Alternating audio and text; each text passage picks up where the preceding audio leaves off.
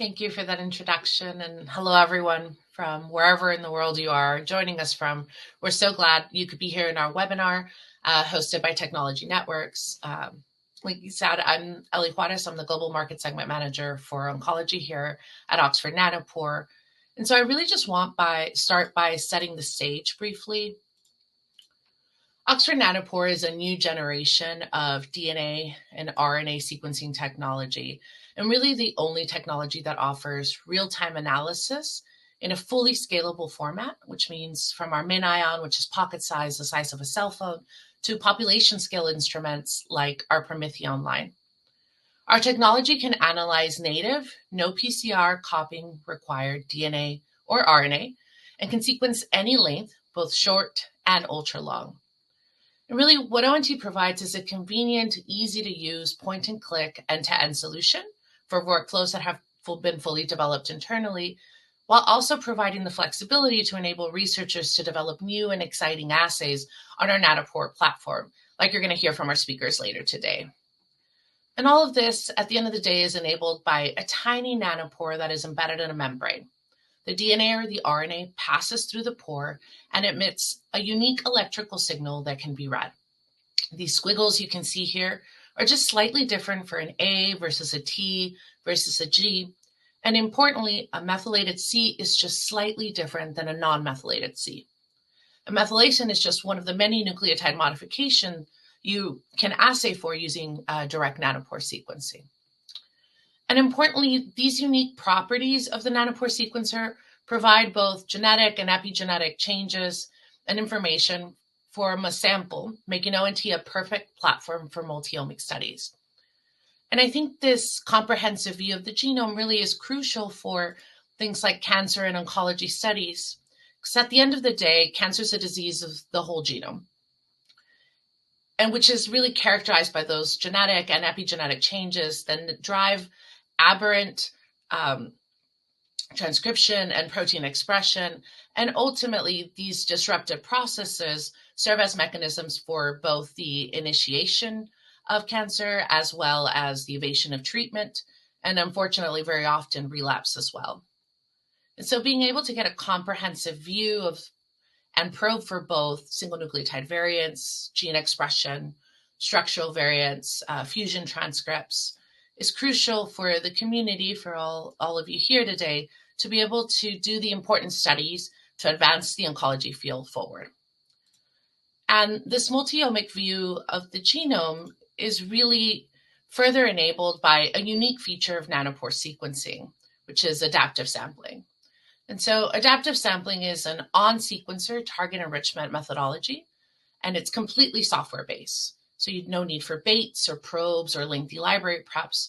You literally just give the sequencer a bed file, the chromosome start and stop for your regions of interest. And then what the sequencer does is in real time, it reads about 400 base pairs, aligns it, and decides it's this piece of DNA near my area of interest or not. If it is, it continues reading. If not, it simply reverses polarity and basically spits that piece of DNA out. And Jeremy will showcase later how this targeted sequencing technology can be used for leukemia and other diagnostic studies. Later on in the webinar, Adam will talk about what's possible sequencing RNA on Oxford Nanopore. And so for RNA sequencing, we have a variety of solutions that enable you to directly sequence native RNA molecules to identify RNA modifications, which are increasingly thought to be important mechanistically for rapid modulation of the transcriptome and as a mechanism for evasion of treatment, for example, in oncology. And both the direct and the cDNA-based kits enable full-length RNA sequencing via our AnyRead capabilities of Nanopore. And all of these solutions are compatible with 10x single-cell sequin, as well as can be multiplexed using our rapid barcoding kit. In cancer in particular, full-length RNA or cDNA can be critical to accurately map things like paralog regions of the genome and get clarity about different isoforms that are being expressed, for example, in cancer progression or in treatment response. And so really with that, it's my pleasure to welcome Dr. Jeremy Wang to tell you about his important work for pediatric leukemia using adaptive sampling. And then later on, Jeremy will be followed by Dr. Adam Shlien, who will show you how RNA sequencing can be used for leukemia classification. So Jeremy, I'll hand it over to you. Thanks, Ellie, and thanks all for the opportunity to talk a little bit about our exciting work using nanopore whole genome DNA sequencing to interrogate pediatric acute leukemias. I'm going to talk a little bit about how we detect fusions, do digital karyotyping in real time, and the analysis methods that go along with them. So a quick primer for those like me who are not leukemia clinicians. The traditional standard of diagnostic care for many cancers, including leukemia, includes this long list of technologies, including you have clinical morphology, staging, and then there's flow cytometry, immunohistochemistry, morphology to do cellular phenotyping, and then several stages of genetics, including cytogenetics, G-band karyotyping, fluorescence in situ hybridization, and then down the line, other earlier molecular genetics to identify targeted point mutations, fusions, and gene expression profiling, which I imagine Adam will talk a little bit about later. But suffice to say, the standard of care here is sort of this long, complex, and often expensive odyssey of different technologies that have built up over the years. And so our premise in developing this approach was to really supersede all these various steps with a single comprehensive assay, in this case based on Oxford Nanopore whole genome sequencing, that can identify directly the genomic drivers of pediatric leukemia. So for any of those of you who are more familiar with adult cancers or non-leukemias, pediatric leukemias are predominantly not mutation-driven. They're in kids. They're not the result of, say, a lifetime sitting out in the sun and accumulating mutations, but are largely driven by large structural variants or karyotype abnormalities that develop very early in cell differentiation. So Ellie did a really nice introduction for this approach called adaptive sampling. In our case, we're enriching for a panel of about 300 genes. So we take these regions and we add 50 kilobases on either side. And in all of those regions, we want to get more sequencing data. Those are the regions that we know contain potentially interesting variation in pediatric leukemia. And this panel in total, we expect to capture 95+% of genomic drivers for leukemias. So practically, after this fancy reading and injection has been done, what we get is about a tenfold enrichment in these regions relative to the genome at large. So we're using the Prometheon 2, the P2 Solo machine predominantly. And when we're in one sample, we expect we get on average about 10x coverage of the whole genome, which are made up primarily of these short reads that were sequenced a little bit and then rejected, and 100x of long reads across all of our regions of interest. So this is in about 24 hours. And so what do we do with this data? We're looking for these different types of variation that we know drive pediatric leukemias. And I'll walk through the steps as we go through, but this is the overview, is that we will do, we identify large-scale copy number variants. In leukemias, this is gains and losses of whole chromosomes that lead to profiles of hyperdiploidy or hypodiploidy. Some of them are near haploid, where a huge number of chromosomes have been gained or lost, and that is the characteristic driver and informs treatment of those leukemias. The other major drivers include subchromosomal but still relatively large-scale copy number variants, and importantly, translocations or other large deletions and inversions that that create fusion oncogenes, the expression of which is known to be the cancer-driving event. Less important, but still identifiable in this data are single nucleotide variants that are occasionally but rarely important in many pediatric leukemias. So I'm not going to belabor this, but we've implemented this approach and we've sequenced to date well over 100 pediatric leukemias representing much of the diversity of known genetic drivers. you'll see a large chunk of these are these aneuploid cases, which I'll show how we characterize those. And much of the rest are translocations leading to gene fusions of different kinds. And these have different characteristics and patterns that I'll show how, using long reads, we can really robustly identify all of this type of variation.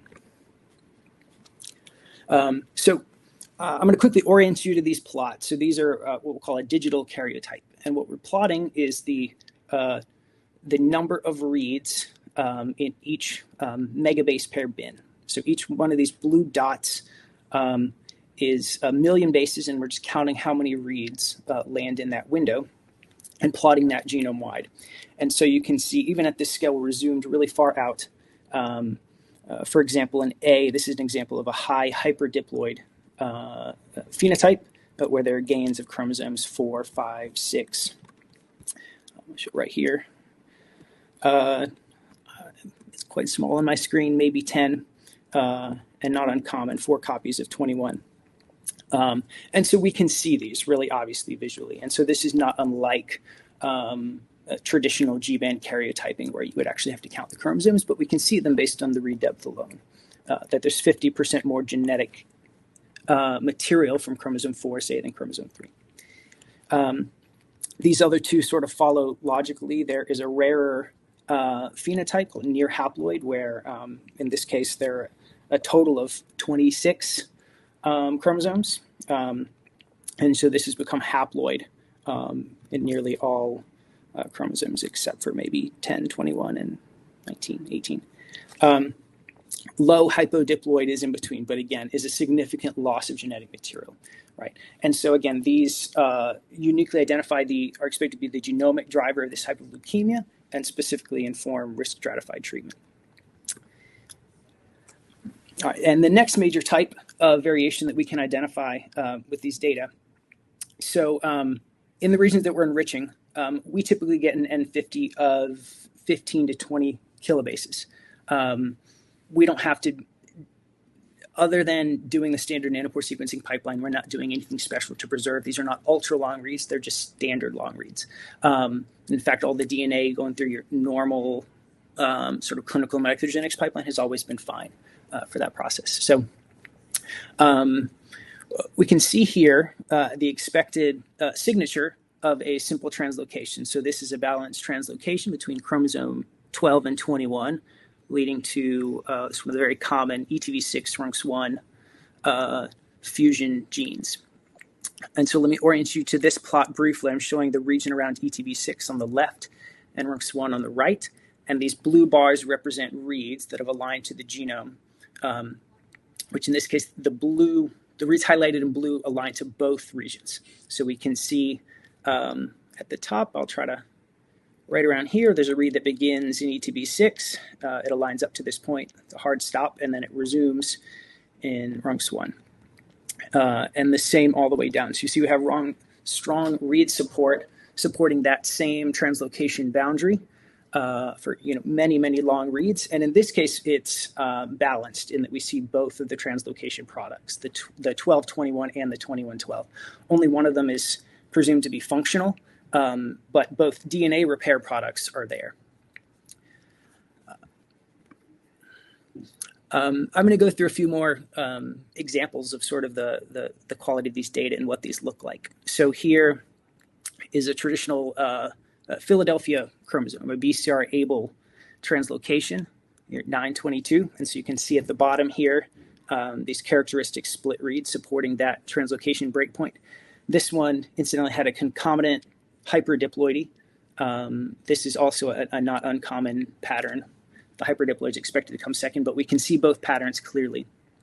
Again, the karyotype plot primarily from all those ejected reads, which we're taking good advantage of here to get these broad scale copy number variants and really fine detail around these two genes that are in our panel. This is an example of it was an unbalanced translocation leading to a KMT2A MLLT10 fusion. And in the process of that, genomic reorganization, only the functional copy was retained, and the other copy is wild type. And so because we're targeting these genes, I can't say at a genomic scale how this whole rearrangement happened, but in and around these reads, we have really fine power to resolve those. And so again, this is clear evidence that there is this driving translocation leading to a fusion oncogene in that region. I'm not going to go through too many more of these, but bear with me. This is a MEF2D BCL9 translocation. And this was interesting because at the time we sequenced this one, this gene BCL9 was not in our enrichment set. We've since added it, but I think it's nice to illustrate the point that there is some flexibility, especially for some of these more ambiguous fusion partners like MEF2D, which is known to create fusion genes with many different partners. Even if a rare partner is not in our enrichment set, we're still essentially going to be enriching from the MEF2D direction. And once that decision is made, even if the read sequence now suddenly appears to be coming from a different region, it cannot remake that adaptive sampling decision and try to kick it out. So in this case, it benefits us because we get this very long read support from any read that started in MEF2D into the putatively unknown fusion partner. And so this is not terribly uncommon that we get these sort of one-sided translocations, but still see very strong support as long as we have at least one of the fusion partners on our enrichment set. As we continue to develop this approach, we keep sort of augmenting that enrichment set, but to give you a feel for it, the about 300 genes we have right now makes up about 2% of the genome. We don't expect to see a significant decline in enrichment until we get much higher, 5 to 10%. So we, over time, continue to augment this panel to represent the breadth of genomic drivers that we may see. This is an interesting, there's a class of what are called CRLF2 rearranged pH-like or non-pH-like BALLs. This one is driven by a CRLF2 P2RY8 deletion. So these are in an interesting and often difficult to map region in the pseudo-autosomal region of X or Y. And in fact, there's a chunk of the pseudo-autosomal region that's deleted that brings CRLF2 and P2RY8 together. So in this case, not a translocation. And this is really nice, again, because we have long read support at that junction, bridging these two. And we can also see a characteristic copy number change, right? So we see a drop to haploid in between CRLF2 and P2RY8. So off the top of my head, I think it's about 50, I forget. It's a couple hundred kilobases, so it's pretty big. But we see this copy number drop.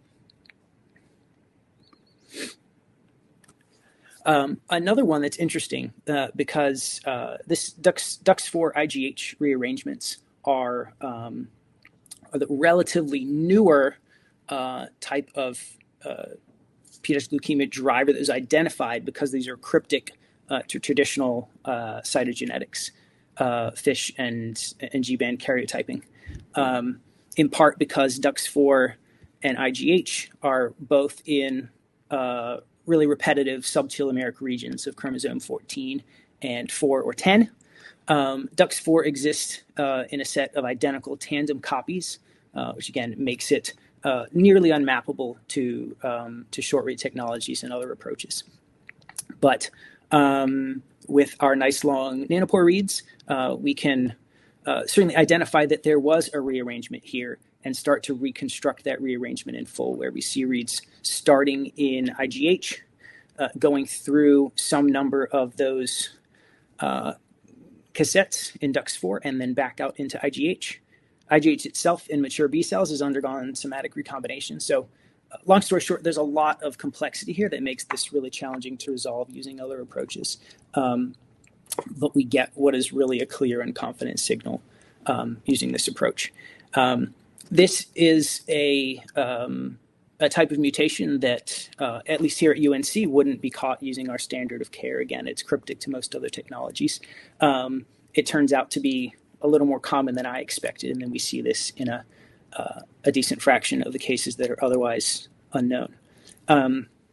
It's historically known to have this concomitant ERG deletion my labels might be slightly shifted here. On the right, I'm showing this deletion in and around this gene ERG, which is very common co-occurring with DUX4. So it's another nice support that we're properly characterizing these cases. Loss of CDKN2A is, if not a driver, a known contributor to not just leukemia, but a number of other cancers. We can see this again in looking in the copy number profile, where I won't go too deep into this, but we see a karyotype profile that shows at least a single copy loss on the P arm of chromosome 9, right here. And then I'll zoom in a little bit on chromosome 9, and you can see this is the P arm, and there's another drop around to 22 megabases, and we see it drop down to nominal level for now, really kind of focally around CDKN2A.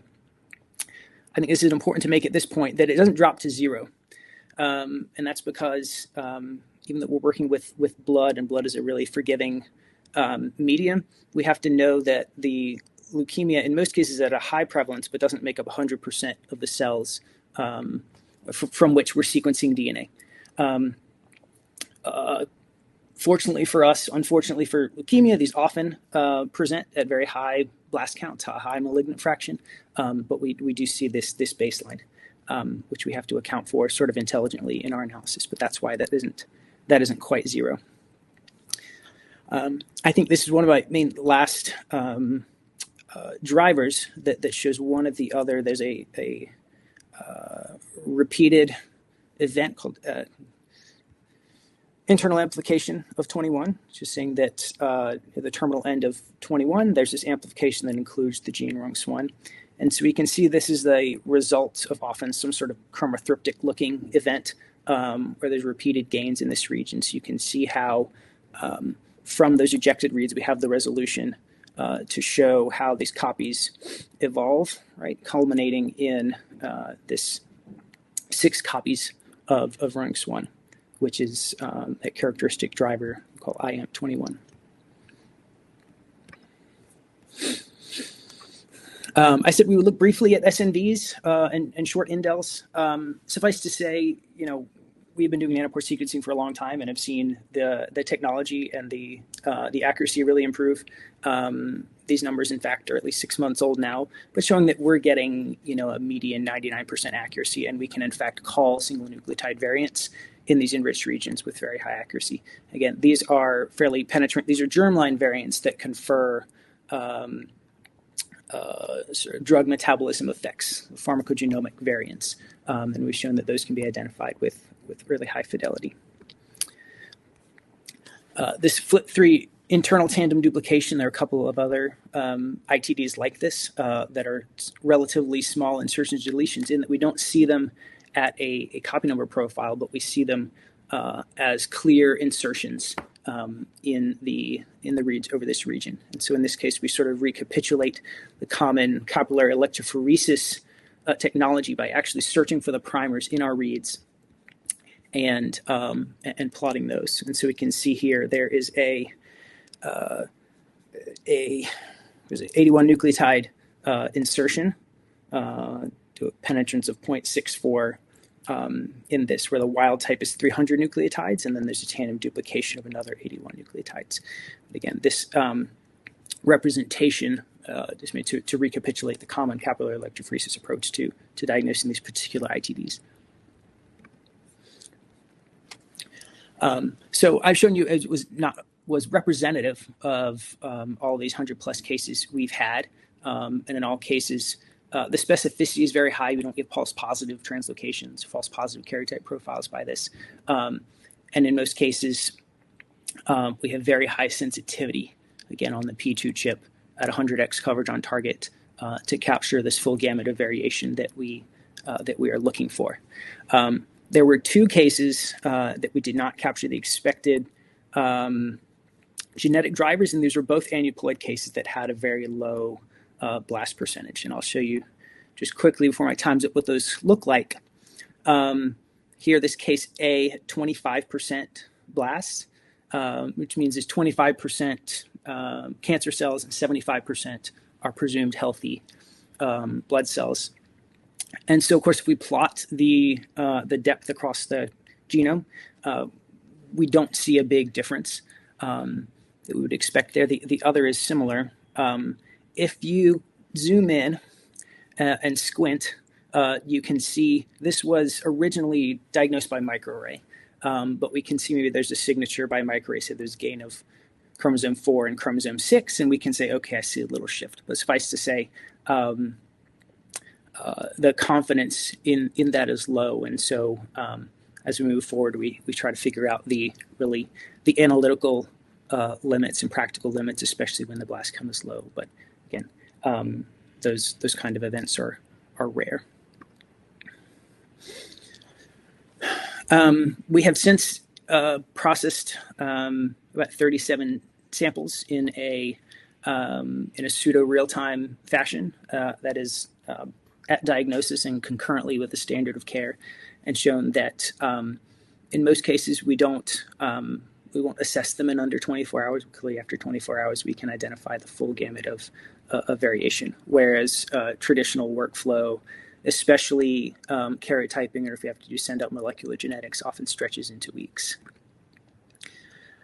So I won't belabor the point, but what we can perform the analysis in real time, and we get a distinct karyotype profile in a matter of minutes, and identify these translocations confidently in a matter of hours, such that we have this about 24-hour turnaround time.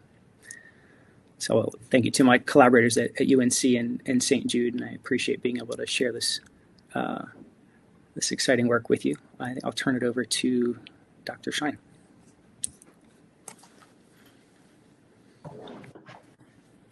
Thanks, Jeremy. Really, really exciting data. We've just really started with Oxford Nanopore, but seeing the stuff that you're presenting makes us super excited. We're really digging into the RNA, and I'll present a platform for RNA-based diagnostics that we developed here at SickKids. Here are my disclosures. And as been alluded to already, these aren't really just childhood cancers aren't just tumors that are found in little people. They're distinctly different beasts entirely. So here, for instance, we're looking at the incidence of osteosarcomas, mostly bone cancers, on the top left, and this is data from the SEER database. And that, just within the 10 to 14-year window, osteosarcomas represent 11% of all malignancies. And if I were to extend this axis over to the right, you'd see almost no osteosarcomas except for those that are secondary to other diseases. And similarly, for neuroblastomas, it's an exclusively pediatric disease where it represents about 8% of all tumors for those under 15 years of age. And then within that narrow window, you have this spontaneously regressing form to one that is highly metastatic and sometimes very lethal. So different molecular processes are under play in pediatric cancers. And going back to neuroblastoma, you see point mutations, usually missense variants, in the ALK lymphoma kinase gene, whereas in adult cancers, it's typically fusion genes where you have structural rearrangements bringing two things together. So completely different entities. And that's because kids aren't usually exposed to the extrinsic factors that many adults are, including tobacco smoke, UV light, and even the turnover of individual cells during replication and repair or misrepair. So for these reasons, there's really no single universal assay for childhood tumors that exists. Knowing this, Federico and Josh was a new graduate student who's now a senior student really focusing on sarcomas. They decided they were going to gather all the RNA-seq data they could in the world, develop and try to understand via a new childhood tumor atlas the heterogeneity of the disease, but really from first principles, letting the data tell us on its own how these tumors organize by their type, by their site in the body, and by specific drivers. We had hoped to find a few novel subtypes. We ended up finding quite a bunch. And then to compare these subtypes to those that are also found in adult tumors, and ultimately to be able to create a novel diagnostic assay on the basis of this tool. And this was published in 2023. So we're focused on RNA for the purposes of diagnostics for a couple of reasons. One is the DNA, to me, represents sort of the early and evolutionary history of the tumor, all the kind of archaeological footprints that led to the tumor arriving at this point in time. And while those drivers are critically important, the RNA tells you whether they are expressed and actually acted upon right now. We've also seen, especially in sarcomas, which my lab focuses on, that a lot of the genomic catastrophes, the whole genome doublings and chromothripsis and other things, can often resolve to very clear transcriptional programs. So 1 or 2 different subtypes of the disease that you can see by methylation or often by RNA analysis. So we thought that an RNA analysis and an atlas specifically could give us these quantifiable molecular assessments. So there are 2 tools that I'll be referring to throughout the talk, one called Raccoon and the other Otter, and I didn't name them, but the names have caught on, and so we're sticking with them. Raccoon is a top-down iterative recursive algorithm that allows you to take as input a large amount of RNA-seq data, specifically the expression matrices, and to divide it into bunches of different tumor types. So at a top level, it'll distinguish, say, breast cancer from leukemia, from prostate cancer from neuroblastoma, but then within each of those buckets, it'll then subdivide it in a completely unsupervised and scale-adaptive fashion. OTTER is a set of neural networks that allows you to match an ongoing patient to that atlas developed and designed by Raccoon. Again, it doesn't rely on the previous labels, what the tumor was called, where it came from in the body, and uses all 20,000 or so genes. So why we're excited about these algorithms is that they continue to get better with time. And they have the potential to really enable rapid and low-cost testing. So if you look at the similarity using shallow sequencing on the left, you can see that even using 1 million reads, you get pretty decent hierarchical similarity. And typically, for reference, we would sequence our transcriptomes to about 50 to 100 million paired end reads. So with a fraction of that, you still get good diagnostic accuracy. The time to run the algorithms is really very short, and now that we've optimized it on GPUs, we can classify a patient's tumor in less than a minute, sometimes less than 30 seconds. And as you can see on the far right, as we add more patients to the atlas, we continue to discover and find new subtypes of the disease. So I'm going to brush through some of these things quickly because I want to get to the Oxford Nanopore data.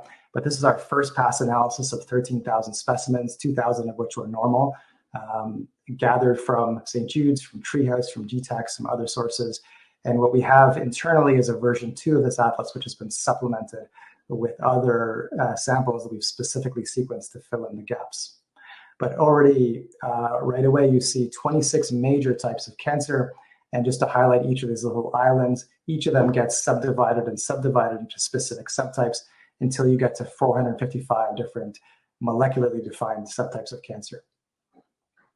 And right out of the box, you see a lot of the major entities in pediatric cancer that one should expect to see within the brain tumors, the medulloblastomas and their subtypes that are well known, the IDH mutant versus wild type brain tumors, those driven by B-core alterations, in other words. Similarly, for the liquid cancers, you see the split between ALL and AML, and then a further refinement within each of these groups based on the subtypes that are known to exist within them, based on the presence of specific fusions, internal tandem duplications, or other drivers. We can also go further looking at prognostic signatures. So for instance, with a neuroblastoma, it's known that those patients with MYC-N alterations, which are detected by cytogenetics, have a worse outcome. We can, of course, find the signature of MYC-N-ness, even, I should mention, sometimes when the MYC-N itself is invisible by conventional cytogenetics. But we can also go further than that and find other subtypes of the disease that confer worse or better prognosis, and you can see by that Kaplan-Meier curve in part B of the figure. I should also say that we can sometimes find differences within the disease, and it's very evident in neuroblastoma, that are usually only visible by single-cell sequencing, including a shift in the overall transcriptional state towards something that's more adrenal-like or mesenchymal. So we asked whether we can implement this clinically, and together with David and Anita at SickKids, I co-direct the precision medicine program where we've enrolled 900 patients, mostly with relapse refractory or metastatic disease. These are patients who have a very bad cancer. And we matched their RNA-seq profiles to the atlas. And what we can see after doing this probabilistic class assignment is that for 600 cases, 300 of which are from Toronto and 300 from our friends in Australia, we could confirm or update the diagnosis from the referring pathologist for 89 to 95% of the patients. And I just want to orient you to the figure on the right, and I'll see if I can, this one over here. The internal part of here is the major area where the tumor maps, and going out towards the periphery are the subtypes and subtypes, and that's important as we go on. And so we asked the question of whether time would change the classification, and as you can see by the different colors and the fact that they stay consistent across the x-axis, it doesn't really change. Even post-treatment, you can see that the same classification holds true, even in the presence of some stromal contamination. This has allowed us to refine the diagnosis for a number of patients. So this was a child with a undifferentiated sarcoma, which was re-diagnosed as something that was B-core driven, even before we were able to find the B-core alteration. And this area over here represents the B-core subtype of the disease.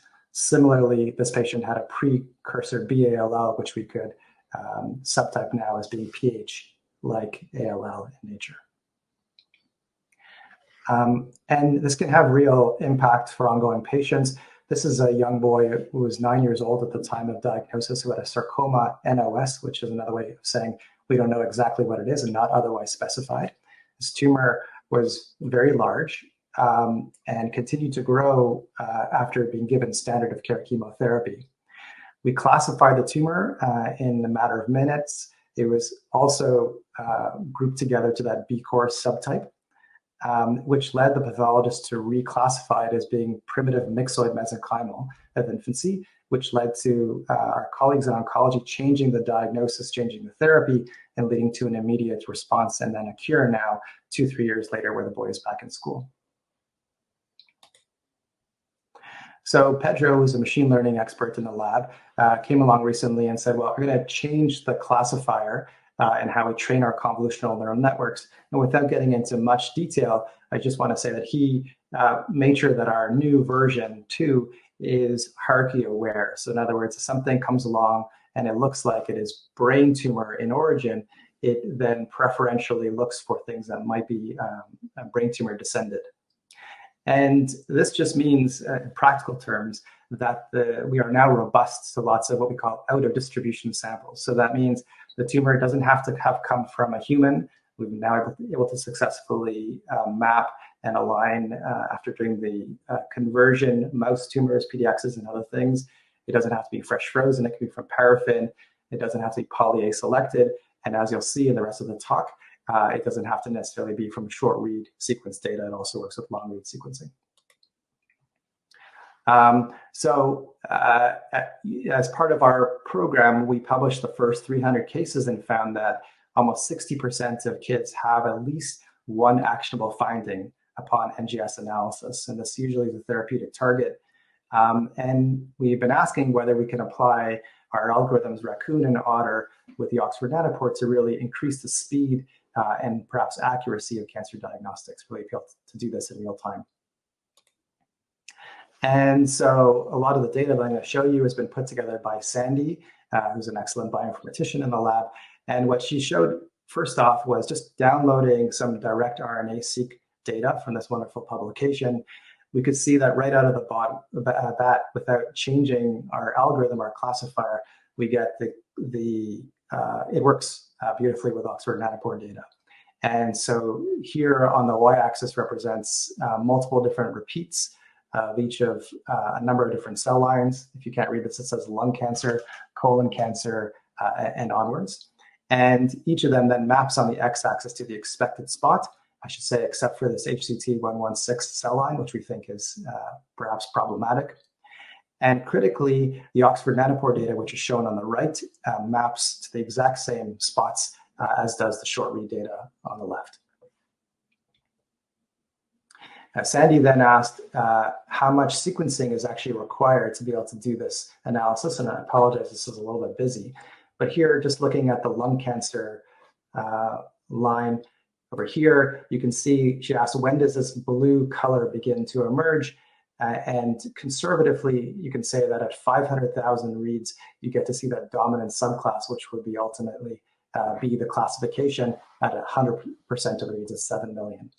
And the same pattern is repeated across the colon cancers, the lung cancer, the leukemia, and the breast cancer, where it takes, at 500,000 reads, you have more than enough to be able to get the classification. And in fact, you can see for the leukemia that that's sometimes much, much less. So it's already been described. Ellie told you about the direct RNA sequencing capabilities of Oxford Nanopore, which are certainly exciting, also in terms of being able to save time in the library prep for us. But ultimately, in terms of the lower cost and the ability to do multiplex multiple specimens, we started initially to go with the cDNA RNA sequencing, and a lot of the results that I'll show you are from that protocol, although we continue to play with both. So here are some initial unpublished data from 14 patients, 8 sarcomas, 2 solid cancers that are not sarcomas, 4 leukemias, of which 3 of these patients were fusion, had tumors that were fusion derived. We sequenced them all using the cDNA protocol. A couple of them we also did with the direct RNA-seq, and we classified using the exact same algorithm that we would use for short read data. And so first off, you see the diagnostic fusions in the RNA. This is the direct RNA IGV screenshot. In much the same way as Jeremy showed you, you can see the discordant reads that map between chromosomes 11 and 20 in this case, EWS and FLY1. And the same thing is true for the cDNA sequencing. If you don't have this fusion, it's hard to call a tumor EWS FLY1. It's really pathognomonic. And so critical that we can find it, which we can. And just looking at the metrics, you can see that having run these samples on 3 to 5 samples per PromethION flow cell, we get an average of about 6 million bases sequenced, a decent alignment rate of approaching 75%, and about 20,000 genes detected. And critically, on the right over here, you can see that the top OTTER score, this is our ability to classify the tumor into one of the major classes of cancer, is approaching 100%, with some outliers which we're working on, but overall the median is quite high. And I'll just breeze through some of this because I want to make sure that we have time for questions. But I think, you know, if you look at these plots with the Oxford Nanopore data on the left and the short read data on the right, you can see that they match really beautifully. And again, as you're going down within the hierarchy, going out that way, you're getting to a very high resolution subtyping. And to be honest, some of this is not needed clinically. You really just want to know the major areas the tumor falls under, but they still tend to agree. You can see for an alveolar rhabdo, another alveolar rhabdo. This is an embryonal rhabdomyosarcoma, synovial sarcoma, which is driven by a fusion again, a metastatic neuroblastoma. Here you see a little bit difference on the 3rd level, and we're digging into that as well. You can't see my cursor, but it's over here. And AML and onwards, and we continue to look and to find that a lot of these data are really highly concordant using right away. So then Sandy and I asked, you know, as we begin to improve our short read atlas, what impact does this have on the long read data? And so, for instance, for Ewing sarcoma, whose class is represented by this sort of light green color here, we added another 150 tumors as part of our version 2 of the atlas. We then reclustered it, retrained the classifier, and then we reran our Oxford Nanopore data. And what you can see is that the green signal begins to emerge a lot earlier in time. In fact, you can see it clearly as the dominant signal with only 5,000 reads. And if you were to go back here, you'd see that maybe the same dominance appears at 50,000 reads. So by adding more data to the short read atlas, we can sort of come up with about 10 times improvement in the Oxford Nanopore classifications. Sandy asked how long it would take to be able to classify the tumors. And what we see is that it begins to plateau after about 1 to 2 hours, where at that point in time, you get a very high score. And I imagine that this is different for different tumor types. So some of them, there's a very clear signal, and there's no need to continue sequencing. And then excitingly, I just actually returned from a wonderful 3-month sabbatical hosted by the Aga Khan Department of Pathology in Nairobi by Alan Ajao. And really some of the things that they are challenging to them is that the survival of childhood ALL in Kenya is only 20 to 30%. And this is also because the prevalence of specific subtypes is largely unknown. And while the treatment regimes are sometimes available, including targeted therapeutics, there's really an absence of diagnostic clarity. And so with Matt, Sandy, Alan, and colleagues, we really set up a containerized workflow that allows people to go from FASTQ all the way to OTTER classification in not so long of a time, and you can download that over here. We optimize the library prep protocols, and we ensure that we have all the relevant subtypes of ALL represented here as well. And well, you can see from this photo from my phone that Alan and I were very excited about the first data as it came off the machine. If you squint, you can see that some of those reads were actually quite red. And then Stanley and Lewis continued to optimize the protocol. They weren't satisfied with our initial run. And you can see from just last week, the data as it's coming off the machine, it looking a lot better thanks to their hard work. And here are some of the metrics, and as could be expected, given that we're using a lower throughput MinION flow cell, the number of reads that are sequenced are fewer, so about 1 million reads, the same alignment and fewer genes expressed. But then again, you see a very high consistency in the OTTER score, approaching this time nearly 100% classification accuracy. So just in my last minute, I just mentioned where we are, continue to work with AKU, planning our next runs, but also here at SickKids, we're going to be adding this real-time capabilities, both looking at the long read and also whole genomes, and moving away from only analyzing refractory tumors to those that are present at the time of diagnosis. So in conclusion, what I've tried to show you is we have a high accuracy method that works even for rare tumor types. It continues to improve. It has, I think, a potential for a single diagnostic platform.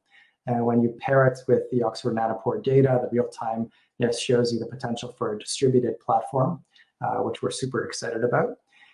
If you'd like to try this out, you should be able to take an image of this and go to this website. You can also use our API, which has been used by individuals from 15 different countries to classify over 7,000 different tumors. And you can download this and integrate it into your analyses, your research.